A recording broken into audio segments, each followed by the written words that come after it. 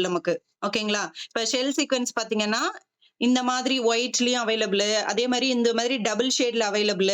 அதுக்கப்புறம் பார்த்தீங்கன்னா, single shade ஷெல்ஸுமே இருக்கும் உங்களுக்கு. ஓகேங்களா? அந்த மாரி சிங்கிள் கலர்ஸ்லயும் இருக்கும். ஓகேங்களா? என்ன கலர்ல வேணாலும் உங்களுக்கு அவைலபிளா இருக்கலாம் ஷெல்ஸ்.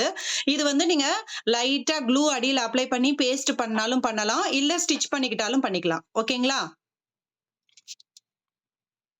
நம்ம வந்து ஸ்டிட்ச் தான் பண்ண போறோம்.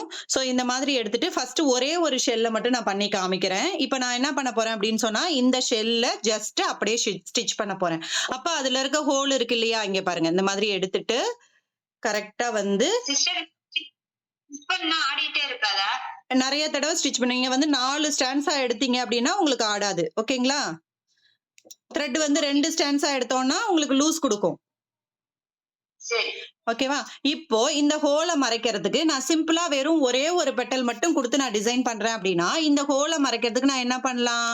ஒரு குட்டி ஃப்ளவர் சீக்வென்ஸ் எடுத்துக்கலாம். அதுக்கு மேல நீங்க நம்பர் பீடோ, லோரியலோ குடுத்துக்கலாம். ஓகேவா? இப்போ இத குடுத்துட்டு, இது மேல நான் வந்து ஒரு நம்பர் பீட் குடுத்துர்றேன். குட்டியோண்டு நம்பர் பீட் குடுக்கும்போது எனக்கு டிசைன் வந்து பாக்க நீட்டா இருக்கும். ஓகேங்களா? இப்ப நம்பர் பீட விலக்கிக்கிட்டு அடியில உள்ள விடணும். இது என்ன சைஸ் சிஸ்டர் இந்த நம்பர் பீடு? நம்பர் 3 அது.